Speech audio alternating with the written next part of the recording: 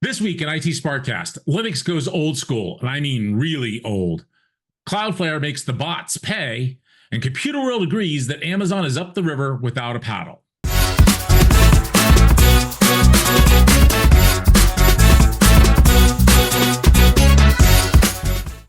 Greetings and welcome to IT Sparkcast. I'm your host, John Barker. I'm your host, Lou Schmidt. Let's see what's going on. It's Friday, September 27th, Hurricane Week here in the US, and IT Sparkcast is a digest of the IT news from the last week with insights, opinions, and a little sarcasm from two experts with over 20 years of experience working in IT or for IT vendors. And now, the news bites. A little sarcasm, please. So, this first news bite coming up, I wanted to present to you folks, is falls under the category of geek and cool, and actually slower than the hurricane that's working its way up to Florida as this is being recorded. The rain, of course, is already hitting where I am up in North Carolina. So this comes to us from Tom's Hardware, somebody who had way more time on his hands than we do, took Linux and made it boot on an Intel 4004 processor. Now, if you don't know what an achievement this is, the 4004 microprocessor came out 20 years before the Linux kernel did, right? 1971. It's a 4-bit processor, considered the granddaddy of a lot of microprocessor technology, and it takes 4.76 days for Linux to boot on this thing. It's using a Silicon Graphics R3000 emulation. So give you a little more context on this one. What's a common command you're going to issue on a Linux command line? ls. I want to see what files are available. 16 hours. That's how long that command takes to execute. So I personally think this is cool as all get out. Yeah, I do too. I think this is it's hilarious and it's cool. It's one of those things that you do it just because you want to see if you can do it. It's like the guys that port Doom to every possible device that has a screen. I've seen Doom running on a pregnancy test that had a digital screen on it. And this is just the same kind of thing, is going back to the 70s to a 4-bit a CPU and running a modern operating system. I think it's hilarious and it's awesome. And anybody that runs into this guy, definitely buy him a beer and pat him on the back for it. You should definitely check it out on Tom's Hardware if you get a chance. We'll put this in the transcript, but he's talking about making a kit for this and put this art up on your wall. That's pretty damn cool. It's very, very cool. You mentioned a little Doom. Less cool. Yeah. A little less cool is that on the Google Play Store, the Necro Trojan has reared its ugly head again. And so this comes from Computer World. We actually have quite a few articles from Computer World today that we found interesting. It's been some really good source of news this week. But there's a bit of Trojan malware called Necro that was first discovered in 2019. And at that point, it had been downloaded more than 100 million times on the Google Play Store. So a new variant is available, and it has since been downloaded more than 10 million times and growing. According to Kaspersky, this malware is hidden in various different apps, including some unofficial mods for Spotify, WhatsApp, and games like Minecraft, Stumble Guys, and others. Now, this variant was discovered by Kaspersky, and it's found that it can download modules and infect smartphones. All right, so fine. So this podcast focuses on enterprise IT. So why do we care that the Google Play Store has been compromised? Because they're in your network.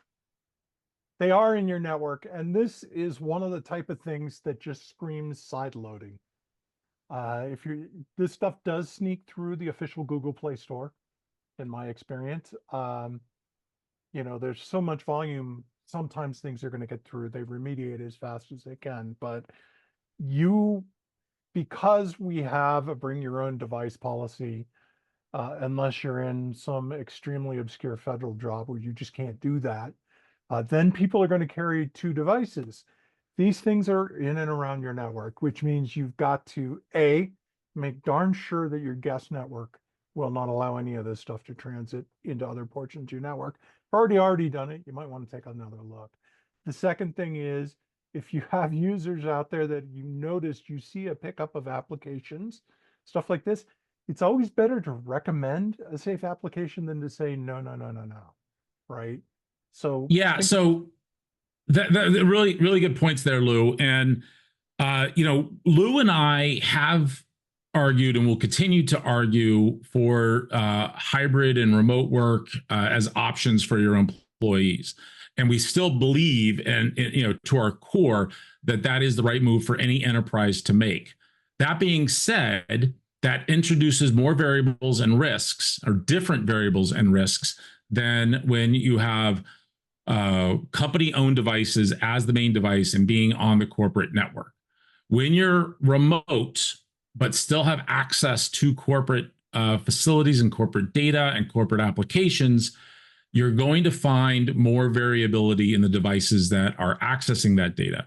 And so this is where we really need to be looking at zero trust options and other ways of authenticating and protecting sensitive data from those rogue elements. And they're going to become more and more common out there as they have been forever, but they're going to become more of an issue for enterprises as more and more devices that are outside of your control have access to your data. absolutely. And speaking of your data, let us touch upon a really interesting piece of information that crossed us. This one comes from TechCrunch. TechCrunch announced as of Monday of this week, Cloudflare is going to set up a new marketplace that will allow websites to charge AI bots for scraping. So this is really, really interesting to me. And I think it's something that all of us should be watching for in our space, because we hold a huge amount of data that is very, very useful for training AIs. And the problem is when we make this information public, somebody grabs it, scrapes it, runs away with it. You don't get paid. That's not good. We don't like that. But what Cloudflare is doing is creating a system, a marketplace that allows you to monetize your data another way. This is critical, what I just said. Monetize your data. Why? Because somebody in your C-suite is going to hear those words and they're immediately going to go, did you say money? So yeah, and there's like two big questions out there when it comes to AI and scraping data and learning. These large language models need sources of data to learn, and it all has to do with getting paid. And so one of them is, if you are the source of data that the large language models were educated on, how do you get paid for that? And we've seen what Reddit has done with that, and other big sources of data, what X has done, and so forth. But then the other question is that how do you make money as a large language model if you're basically presenting what used to be a web page with ads? That's a whole separate piece we won't get into. But again, this is one of those things where you might be asking, well, I'm here for enterprise IT. Why do I care about this? Well, many of us support companies that have valuable content, whether they are a content organization, maybe a news site or something like that, or maybe you have really valuable information when it comes to the documentation for your products or other information of that type. And you may or may not want these large language models learning on those, or you may want to be able to profit from that. And again, any extra revenue streams is something that's going to be interesting to the C-suite. And one of our goals is to give you more cachet, if you will, and give you more of a seat at the table to have those conversations with the organization so that they can be better protected, be more efficient, but also earn more money. And that's something that you can show as your value by understanding how to implement something like this to be able to monetize their content. And along that vein, the first thing they did, the thing they launched on Monday, was a free observability tool for customers called AI Audit. And AI Audit will track when it thinks AI bots are hitting up your site. So the first step is always visibility. Can we see this? But when your C-suite gets winds of this, they're going to want to count the money. And what are they going to put that money counting on, John? All right. So, well, yeah. So they might use spreadsheets, they might use Excel, or they might use Smartsheet. And one of the interesting things out there is that Smartsheet, according to GeekWire, is being acquired for $8.4 billion. Now, as I read through this, I actually see this more as them going private. They went public some number of years ago, and about 6 years ago, I believe. And what they've seen since they went public is kind of a stagnation of, I think, of features, but also of their revenue. The revenue hasn't grown.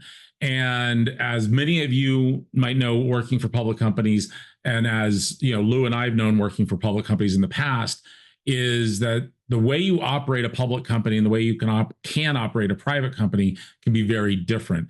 With a public company, you have to report out on your earnings, your cash flow, your losses every quarter, and do that publicly, and announce what you're doing for the next quarter in order to continue to improve.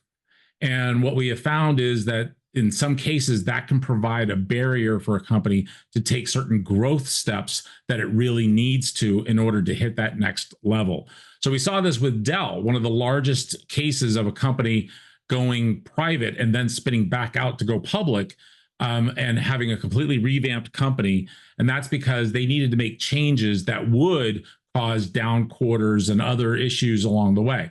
I think that that's what Smartsheet's doing here. I think that Smartsheet is looking to hit that next level, but that's probably going to involve them pulling back and reassigning resources, which may impact bottom line and your sales, but for the betterment over the long term. And that's something that public companies really struggle with. The thing about Smartsheet, John, you were the one who introduced me to it. And it had some really unique collaboration features over, Microsoft 365, for example. You would think, hey, we've got 365, let's just use that. Smartsheet was actually really a very useful tool. And yeah, no, I agree. I used it quite a bit for a lot of different pieces. It is cloud first. So it's all web interface. There is an app for your smart devices that you can use as well, which don't always handle the web-based tools as well. But if you're on a PC, you just open up a browser, you get access to it. While Microsoft has gotten a lot better over the last few years on collaborative editing and such, Smartsheet's been there for years, and it's been a big something I found a lot of value with for a lot of things we've done in the work, including reporting and even task management and things like that. It's been awesome. Absolutely.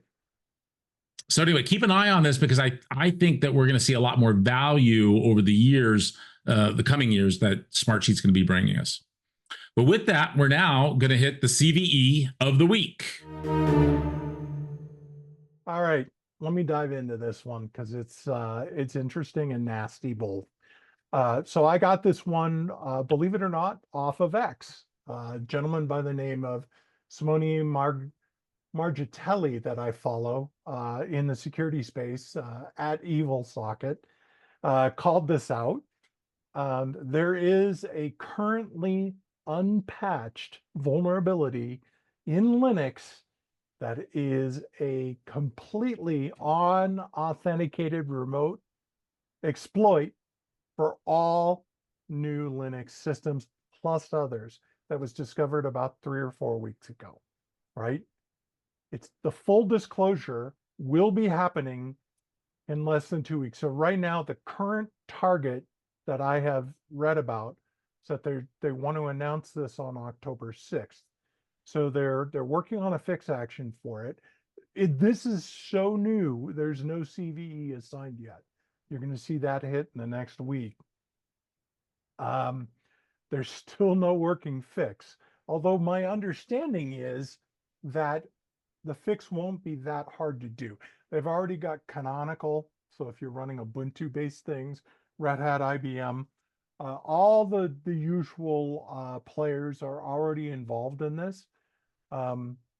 There's still some challenges. Some devs are still arguing about whether or not some of the issues have a security impact. Now, you and I, we don't care. If there's a potential for a security impact, we want it addressed.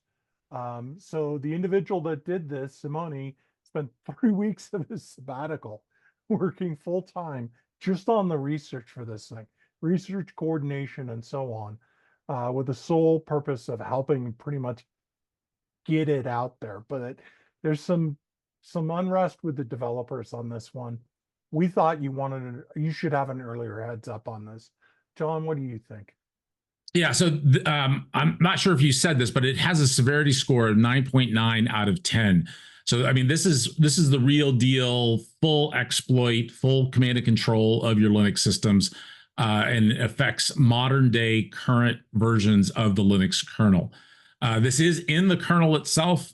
So again, it gives you like real deep access. You go back to an episode, I think it was 2 weeks ago, we talked about the difference between kernel and root access and things like that. So this is like full access directly to the hardware, to the storage, to everything unfettered, and is a big deal. Now, the question is that since like this information has come out before the official announcement, there's different takes on when you disclose that there's a vulnerability. When is the appropriate time to do it? Is it as soon as you know that it's there? Is it when you have a fix for it? Is it somewhere in between? And so this one, it's interesting the way they're handling it, and as an open source community, as Linux itself, right directly in the kernel, waiting until October 6th to announce it. Hopefully, maybe that means that they might have a fix at that point, so they can announce what it is. Because once you announce it, somebody's going to be like looking to exploit it as soon as they can. It's kind of interesting to see the difference between how an open source organization and a closed source company like a Windows, like Microsoft, might actually announce something like this. This is always a balancing act. One of the things that, one of a few things that concern me about this is, at least in the stuff that I've been able to get out of the research so far, this is still very hush hush. I haven't heard about a workaround. So that may be one of the factors. The other thing is, oh, go ahead, dude. Well, yeah, the question is also how easy is it to actually exploit? Is it as simple as crafting a few packets and pinging something a certain way, or do you actually have to have more direct access to it? And so as more information comes out, we may find that it is even more scary than we think, and maybe that's why they're being very careful about how they announce it and hoping that they get a patch out right away. My big concern, honestly, is those systems out there that will never get patched. And I'm thinking specifically IoT devices. And, one of the big issues with IoT devices, including ones in your corporate network, is they're built by companies that are really good at their main core expertise.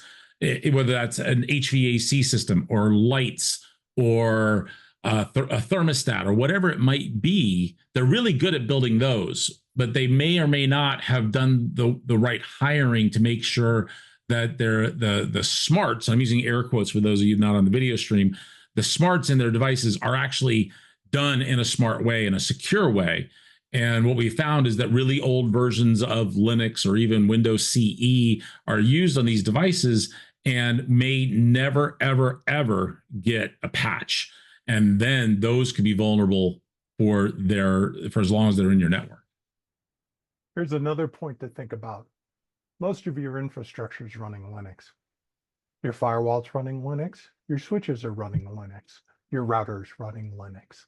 Chances are. And what I find interesting is that the first line of this announcement, unauthenticated remote exploit, all new Linux systems plus others. Does this one hit FreeBSD as well? Is this in the core? It sounds like it may be more of a protocol bug, but we just don't know. The reason we went deep into this one this time is because you're going to want to act fast when these fixes hit. When they announce Yeah. this one, you should be at the starting line ready. And I'm going to give you one more recommendation out of this based on, we were having a discussion about this. Got a lot of Linux stuff in your system. Stick your head into phoronix.com every once in a while. PHORONIX.com, Phoronix. Why? They report a lot on the open source stuff.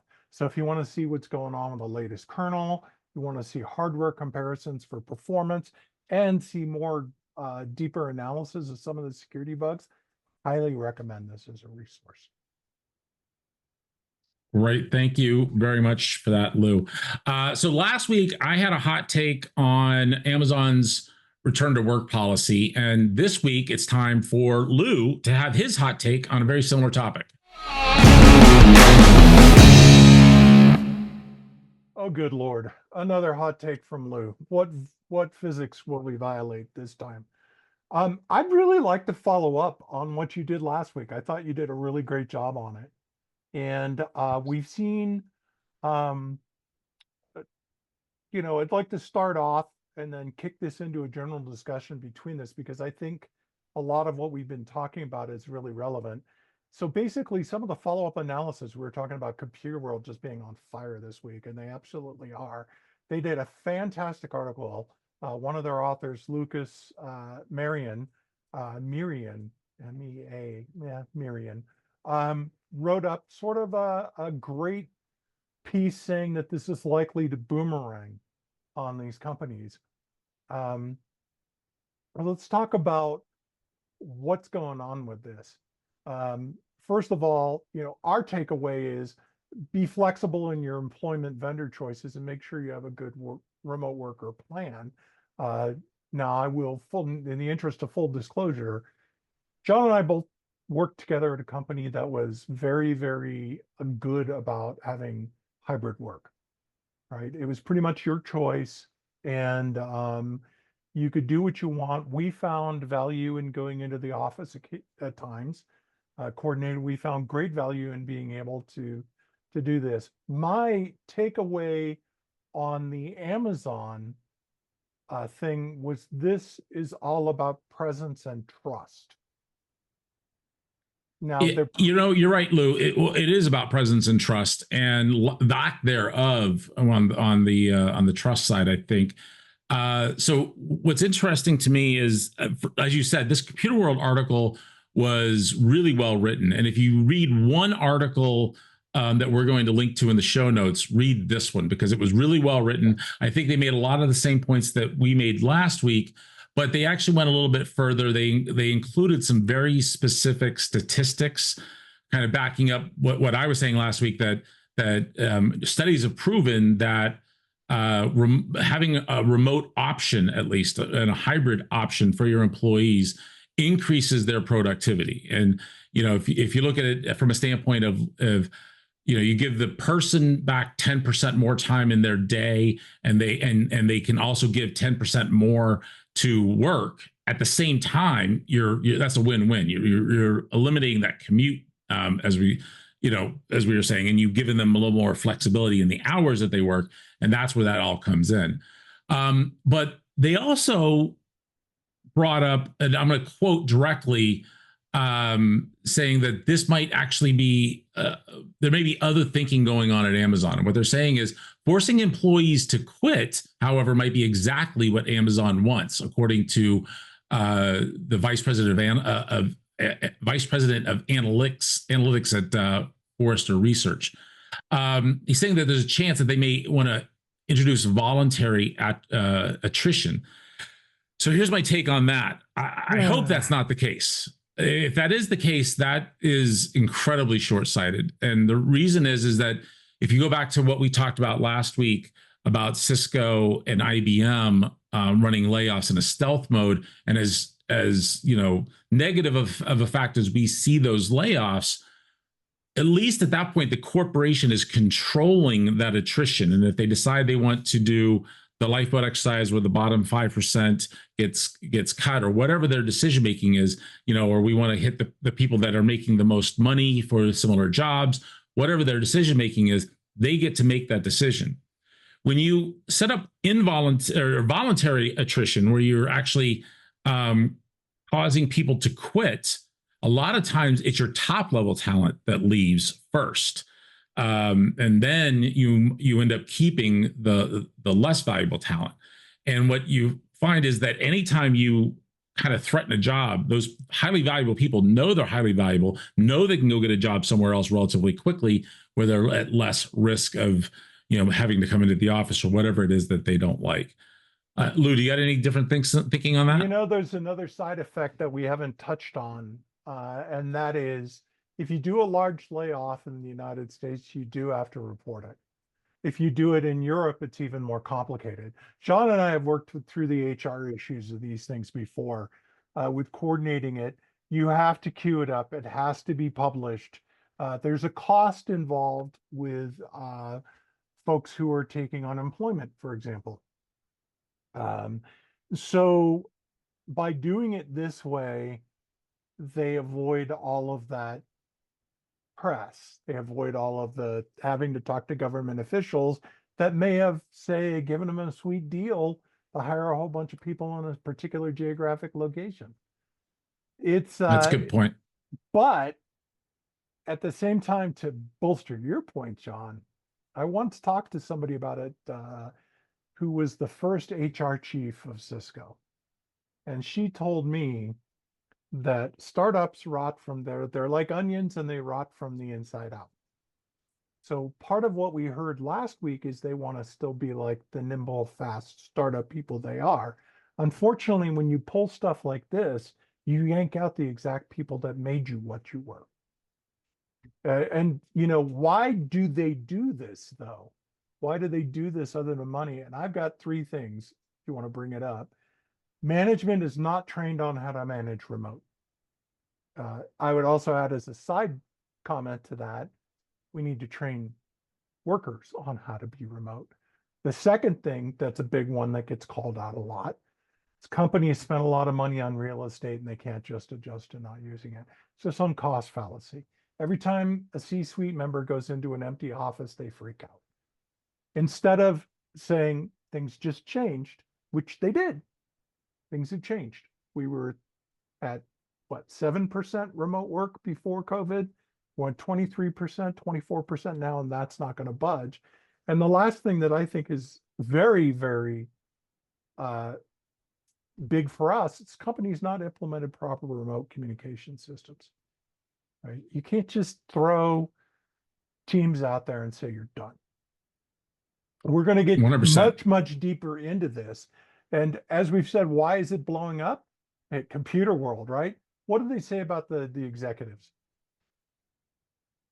Right. So they said that that across the board, not just at Amazon, but across the board, if you present your executives with you have to come into the office, 1 in 3 executives will quit. So that's it's 1/3 of your executive workforce will quit if they're being forced to return to office full time. And having been a vice president at a public company, the executive group are the ones that you expect to pull the company line and to help support any initiatives that you make, even if they're unpopular initiatives. But if as an individual contributor or a middle line manager, I see the executive suite just completely start emptying out after an announcement like this is made, that's going to make me even more nervous and make me want to ditch out on my own. Well, not only that, but let's say you go to your employees and you say, hey, we want you to work from the office because let's face it, you're not fooling anyone. All right. Everybody knows why you're doing this, right? Yeah. What you just said to me is that, hey, despite the fact that we went to all these things to try to keep things running and we're all one team and we're going to do it all remotely, I want to waste a whole bunch of your time. I want you to sit in your car. I want you to have to spend money on lunch because I'm getting ragged on by the particular mayor or whatever that gave us the deal to come here. They're not getting enough traffic in their restaurants. So I want you to spend more money and more time that's wasted. Oh, and I want to give you an opportunity for more wasted meetings. Right. What a great idea. Now, let's mix one thing that hasn't been talked about as much on top of this that has directly impacted us here on this discussion is that we are facing a demographic crisis right now. There is an absolute, as our sort of our average age has shifted north, many of us, in case directly I right now, John in the past, are doing elder care. We're doing elder care because if you look at the price of trying to bring somebody into a facility, it's tough. If you have a relative that's doing elder care, you're the backup. So when this stuff comes along, that, if you telling me to choose between my family and my job, that's an easy choice for me. Yeah, and I would expand that point. I think it's a great point, Lou, but I would expand it to just be family in general. So, as you know, as the norm these days are two income families where both parents are, if there are even are two parents, but where the for the most part, the single parent, or if there are two parents, both parents are working full time. That means you got to deal with children. Sometimes you have to be, who's picking up from school, who's dropping off from school, who's taking to soccer practices. And while on the surface that might sound like, oh, you're taking time away from work, being able to do that and then go back to work and get things done and maybe work a little bit after the kids go to bed, do some emails and things like that, you're still producing, and actually, as we've seen in studies, producing more, but you're able to then take care of things that would cost that individual money. I have to, do more about after school care. I have to maybe hire somebody to come in and take a look at grandma and see how well she's doing, or whatever else it is that you need to do, where you might be able to be a bit more flexible with your time because you're sitting in your home or wherever you might be. Matter of fact, you could be working while somewhere else. You can have your laptop with you and be near to where the kids might need you. Maybe it's a soccer practice. You can actually work and write up emails and do things like that while at soccer practice. All of those things are now available to you. And if you're going to take that away, that's either going to cost me money, reduce the quality of life for my family and or me, be an inconvenience, and you're not going to somehow repay me for that lost time or expenditure. There's no carrot behind that stick right now that we're seeing. But why are we diving into this so much? We're ITs, right? We're IT, we're geeks, we're tech professionals. Why are we coming to you with this? Well, first of all, you probably have a very similar opinion to us. Two, there are things we can do. So I want to talk about three things that we can do about this. One is we need to have a better answer when management comes looking to us for invasive employee monitoring. We've seen it with keyloggers. We've seen it with mouse activity. We've seen it with that. John, you had a story about this once.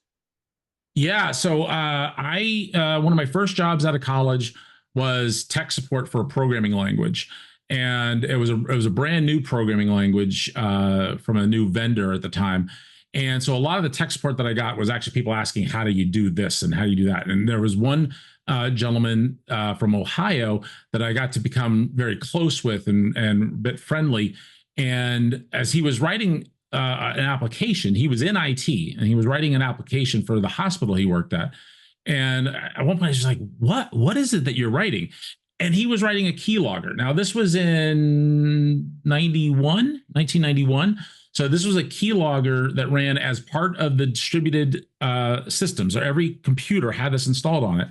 And, it was basically to keep tabs on employees to make sure that they were actually doing data entry or whatever it is that they were. And that kind of gave me a bad taste in my mouth that I was helping, being complicit in writing this application, but that was my job to help him do what he needed to do.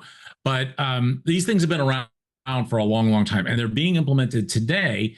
And we're actually seeing cases again with Amazon where they're monitoring the desktops and the systems of the people that are working there to make sure that they're working right now. And I think that that's a it shows a lack of trust, and it shows that I care more about 8 hours a day straight from you than I do from your actual output.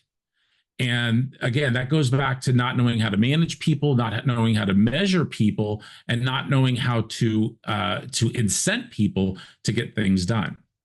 So part of your strategy needs to be able to say, instead of this, do this other thing instead. So you need to definitely think ahead. Another thing you're going to have to do, beef up your real-time systems. Right? I just said, hey, we'll throw teams at it and run away. So one great example that I'm going to come back to is I talked to somebody who just happens to be my brother. They instituted an open Zoom session to folks that they trained. This was a security software company doing data center focused security for large workloads. They left it on all the time. And people would come in and ask questions. And as IT, you set it up in such a way that when somebody would enter the room, it would send an alert to a group of people. So finance found out about this and why are you spending money on all of this? Meanwhile, marketing found out about it and said, holy crap, can you add us to the list when somebody pops up? So instead of becoming a money sink, it became an augmentation of marketing and training at the same time. This is genius. And I absolutely want to highlight this later. But Weasel, my brother, who's at a startup now, get him on to explain it. We're going to bring guests onto this thing. But stuff like this can really have a huge, much bigger impact than just on remote work. You can do all sorts of cool stuff.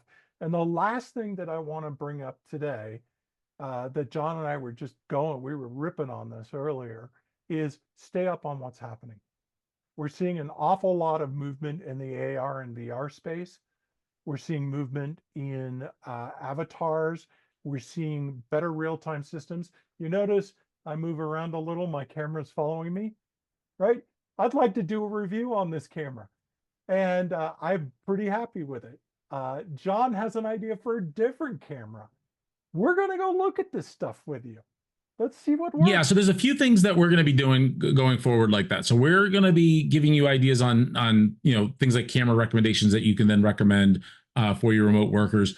But we're also going to be looking at a variety of different tools, and we're also going to, as Lou alluded, try to give you those alternative suggestions when you're being asked to implement something that you may not agree with. So let's say it's a keylogger, or whether it's some other, monitoring systems or other systems. We will teach you the alternatives, but also then how to present them. How to tell a story that your executives will understand. And storytelling is a really valuable skill set that we should all have, whether you're in sales or not, whether you're in IT. You can, by telling a story, you can actually sell your idea better. So we're going to try to help you get there with how do you present these ideas? Well, you know what? Based on my research, we're going to see this outcome if we implement this strategy. But if we do this instead, we'll see this more positive outcome. And we'll actually go into all of that as we do this.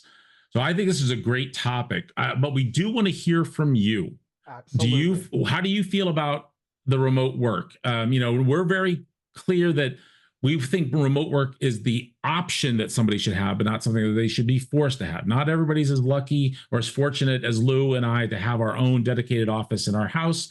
Some people, when they do remote work, they're sitting at their kitchen table, and maybe that's not as comfortable, and maybe they prefer to go inside. And we think that the key piece is choice. You should be able to choose whether you're going to be working remote or going into the office, and how many days a week that is. What do you think about that? Also, we've gotten a lot of good feedback on the format of this show and how we can make that better. And so we are going to be making some tweaks in the coming weeks in a variety of different ways. And we want to get your feedback on how that goes. We're actually thinking of maybe splitting it up into multiple episodes a week. One focused just on the news headlines, one focused more on our opinion pieces on remote work and how to implement that and things like that. So they would get that cut down to maybe 15 minutes each, multiple times a week versus 30 minutes all or 45 minutes all in one sit down. So what do you think about that? Again, we do want to hear from you on that. The way you get in touch with us is feedback@itsparkcast.com. We're also at itsparkcast on X. And again, that is ITSPARCCAST in both cases. Also, be sure to like and subscribe, turn on notifications. That's really going to help this channel grow. If you could share this video or the podcast with your colleagues on social media, that would also really help. So with that, this is going to wrap up this episode. We'll be back next week with more news and opinions, maybe in a different format, all on the world of enterprise IT. Take care, everybody. Thank you for coming along with us.